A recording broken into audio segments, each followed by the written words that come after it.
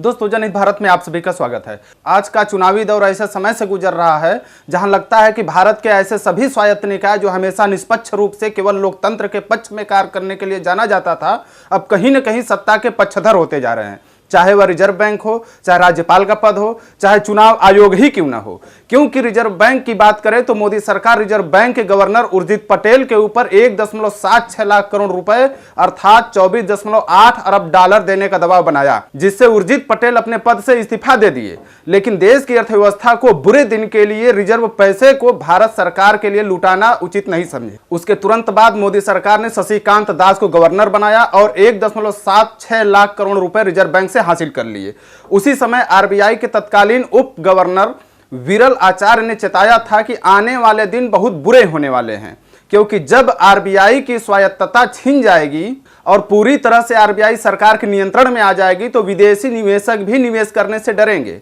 क्योंकि मंदी के दौर में आरबीआई के पास इतना पैसा भी नहीं बचेगा कि वह बाजार में डालकर देश को मंदी से बाहर निकाल सके। वहीं राज्यपाल पद को लेकर मोदी सरकार सरकारिया आयोग की सिफारिश को भी ताक पर रख दिया है और राज्यपाल का भी समय समय पर राजनीतिक इस्तेमाल करती रहती है, चाहे राजधानी दिल्ली का मामला हो, चाहे तमिलनाडु का हो, चाहे पश्चिम बंगाल का हो, या फिर पंजाब और झारखंड का ही मामला क्यों न हो। आपको बता दें कि हाल ही में पंजाब सरकार के 3 विधेयक पास हुए, पर राज्यपाल बनवारी लाल पुरोहित ने यह कहते हुए हस्ताक्षर करने से मना कर दिया कि पंजाब सरकार द्वारा यह सत्र अवैध है और इसके बीच में जो भी विधेयक पेश किए जाएंगे वह सब अवैध कहलाएंगे। इसको लेकर पंजाब सरकार और राज्यपाल के बीच विवाद बढ़ गया है और आम आदमी पार्टी का कहना है कि हम सुप्रीम कोर्ट जाएंगे और यह साबित करके रहेंगे कि हमारा पास किया गया विधेयक वैध है, और जब तक यह साबित नहीं हो जाता तब तक सदन अनिश्चित काल के लिए स्थगित रहेगा। इस प्रकार चुनाव आयोग की स्वायत्तता और निष्पक्षता दोनों संदेह के घेरे में है, क्योंकि विधानसभा चुनाव के लिए आदर्श आचार संहिता लागू कर दिया गया है,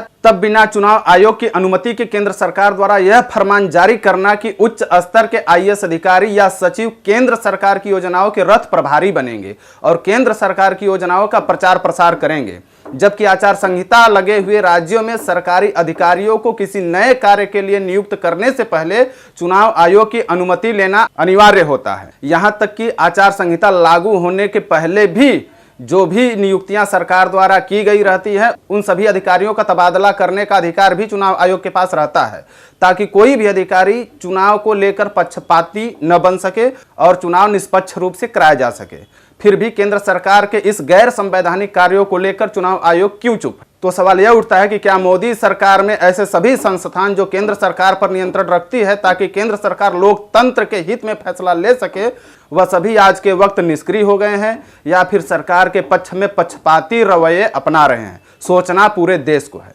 धन्यवाद।